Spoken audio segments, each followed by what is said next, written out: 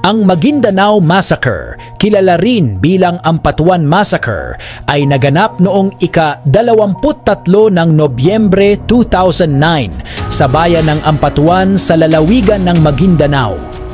Isa ito sa pinakamarahas at malagim na insidente ng karahasan sa kasaysayan ng bansa na nagresulta sa pagkamatay ng 58 katao, kabilang ang 32 mamamahayag. Ang insidente ay nag-ugat sa matinding politikal na tensyon sa pagitan ng angkan ng Ampatuan at ng kanilang mga kalaban sa politika, ang angkan ng Mangudadato.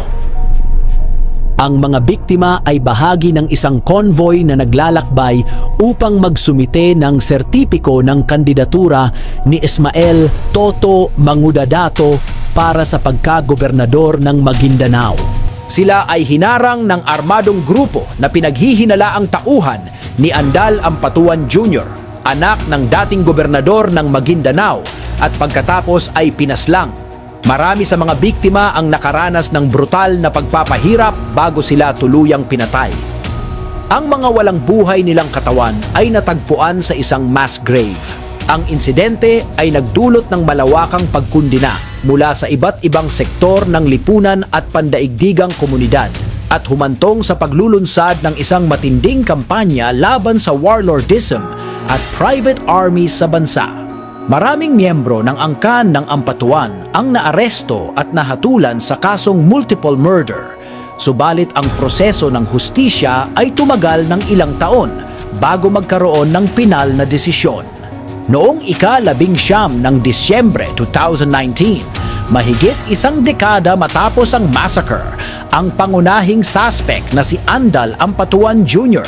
at ilan pang mga akusado ay nahatulan ng reclusion perpetua o habang buhay na pagkakulong sa kasong multiple murder, isang hakbang na nagbigay ng kaunting katarungan para sa mga biktima at kanilang mga pamilya. Bagamat may mga pangunahing akusado na nahatulan, may ilang mga miyembro ng pamilya Ampatuan na naabsuelto.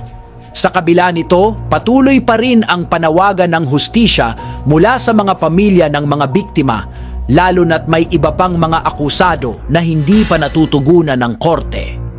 Samantala, patuloy ang pagsisikap ng mga tagapagtaguyod ng karapatang pantao na gamitin ang hatol na ito bilang hakbang tungo sa mas malaking reforma sa politika at hustisya sa bansa upang tuluyang matigil ang kultura ng kawalan ng parusa para sa mga ganitong krimen.